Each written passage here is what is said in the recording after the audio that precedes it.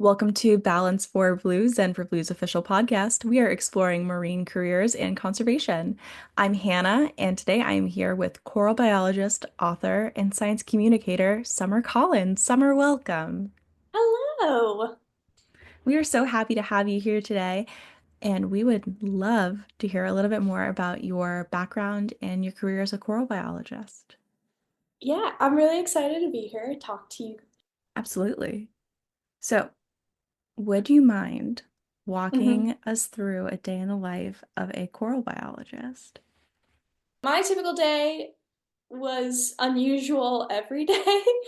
I was the intern coordinator for our coral restoration program. So every day basically started off with a briefing of our group of interns and had about 60 raceways on site, and each one of these raceways can hold up to like 1,200 corals. I And know what a raceway is. Can you yeah, explain raceway? yeah, basically another term for a tank. So it's a large rectangular, I kind of imagine a tub, but a very rudimentary tub where it's rectangular, sharp edges, and it's got a drain in the middle. And so when water is being piped in, there's a constant water flow out as well. So that raceway will constantly be turned over. Just another fancy word for a tank. Very cool. Hmm. So you are briefing about briefing the interns? Every morning it was like a hey, okay, this is what the docket is for today. We need to get to these 3 or 4 specific tanks today. I'm noticing these problems. And then I would kind of set them loose to do their husbandry. That's siphoning the tank, making sure that all the corals look very healthy. Or siphoning means cleaning. So you basically, we have other organisms that are living in the tank as well, such as snails, which help us eat the algae because we don't want a lot of algae in our tanks because then it overgrows the corals and will kill the corals. So we use the snails to eat our algae, which is awesome. But in that process, the snails also have to go to the bathroom. So there's a lot of poop in the tank. So we got to clean that out. So we siphon the tank, which was part of aquaculture and like husbandry for those tanks or the raceways. Go through that briefing with them, tell them what the staff is also doing because I it wasn't just me. It was a group of 5 different staff members that were running this entire restoration program. And so I'd brief them on what's happening today, and then I would let them loose, go do their thing, and then I would do like a coral husbandry or health check around the site, and I would address tanks that would either look like questionable or super healthy, or I would go do inventory for upcoming outplant and also be there to answer any questions that our interns had of, hey, what do I do about this? Or, hey, I noticed this. What do you want me to do about that? But that was an on land day. There would also be outplant days or field days. So those could consist of, you're getting up at 5, 6 in the morning. You're in your bathing suit, you're getting ready to go scuba diving for all day. And those would either consist of like scouting new coral reef sites to be able to do outplants at. Is this a suitable location? How far is it from shore? Is it covered by grants? All of our things, or zoning for our grants. And then, or we could be doing a physical outplant where we take corals that were deemed healthy with from our vet. We would load them onto the boat, take them to our site, and then basically epoxy them. So we'd use a 2-part plumber's epoxy where we'd mix it underwater and it would kind of turn into Play-Doh, very same consistency. And we would basically glue the bottom of the coral to the reef. And we would take photos once we were done of all of our clusters of outplants and then head back to the lab for the rest of the day. Those outplant days, And I Or know fun. both there's, well, I had no idea that's how they were done.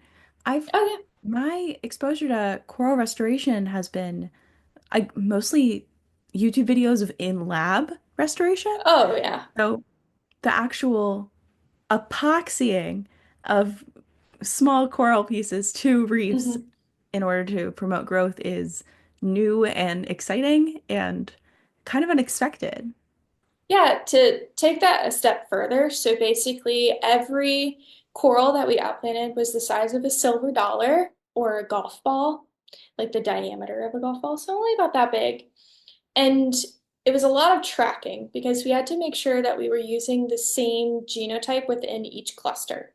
So a cluster is four of those silver dollars in the same spot. So it kind of looked like a square with all of them right next to each other because you would want them to fuse and turn into one massive plate because corals become sexually mature at size and not age.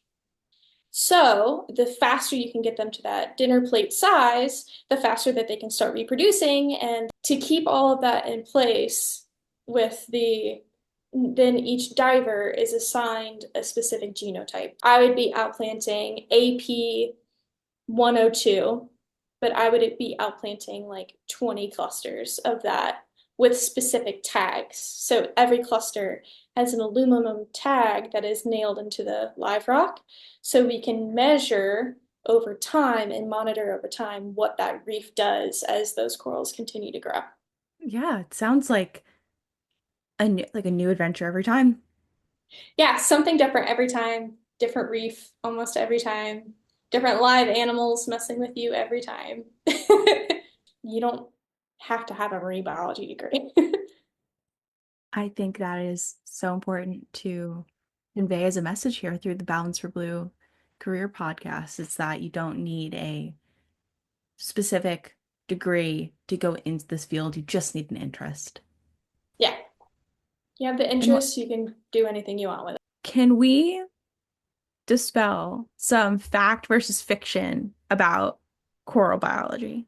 I just feel like Absolutely. That's what I'm this here for. it is I feel like I'm always hearing about coral. I'm always hearing different news about it, but a lot of it is bad news. And I know there's some good out there, but I'm hoping that maybe with a scientist here, we can get some answers and get to the bottom of things.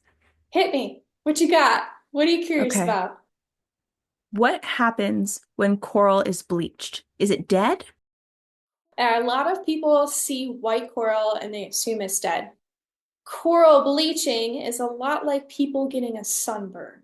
So when we get sunburnt, our skin turns really red and irritated, our skin peels, it's not happy. And if we continue to be left in the sun like that, we will eventually die. It's not good for humans to be that sunburned. Corals are the same way. So when corals exhibit heat stress, it basically it's when the water becomes too warm in their environment, they will expel the algae that lives inside of their tissue. This algae is known as zooxanthellae. That zooxanthellae is predominantly their main food source. So that's why a lot of people get confused that, oh, corals can photosynthesize, corals make their own food. Not really. It's the zooxanthellae that live within the coral that makes their food that photosynthesizes because it's the algae. Like a hotel that has their AC broken, they kick out all their guests and their tenants in their room and they're like, bye, get out of here, it's too hot. That's what corals do to their zooxanthellae. But it's kind of like kicking your cook out of the kitchen. Then you don't have any food to eat. So when it's too hot for too long, that's why corals end up dying because they literally starve and boil to death, which is not great. That's why a lot of scientists tend to freak out when we see coral bleaching because that means a really, really stressed out and unhappy coral. And if those conditions are too long prolonged where the coral cannot recover, then we end up with a dead coral. However, the way that you can tell if a bleached coral is just bleached or if it's actually dead is that coral, when it's bleached, looks a lot like clear jello. if you've ever seen, or like colored Jello, right? Where it's kind of clear and it's really squishy, and you're like, "Ooh, I don't really want to touch that." When you get really close to a bleached coral, you'll still kind of see that clear gelatinous tissue on the top. And then versus when it's completely dead, that tissue will be gone and you'll just see that white skeleton. So that's again why bleached corals look white. It's because their tissue is clear without the zooxanthellae and you're just seeing that skeleton underneath. So it sounds like there is a positive spin here, which is that coral can survive heat bleaching. Oh yeah, they can absolutely survive and recover.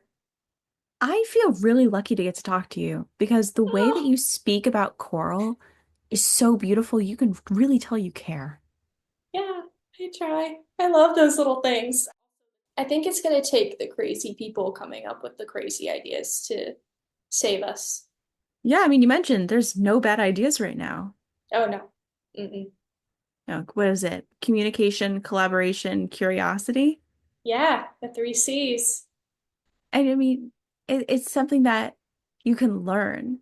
I Mhm. think that is something that can serve as a mental roadblock for people interested in pursuing marine sciences is I don't have this sort of education, but also maybe I feel like I'm not the right fit for it. I'm interested, but oh, I could never do this because I just don't have the right personality for it. You can work on communication skills. You can work on teamwork skills. These are things that are learned, and if you just get yourself into an environment where you can learn them, you can do this. Oh yeah.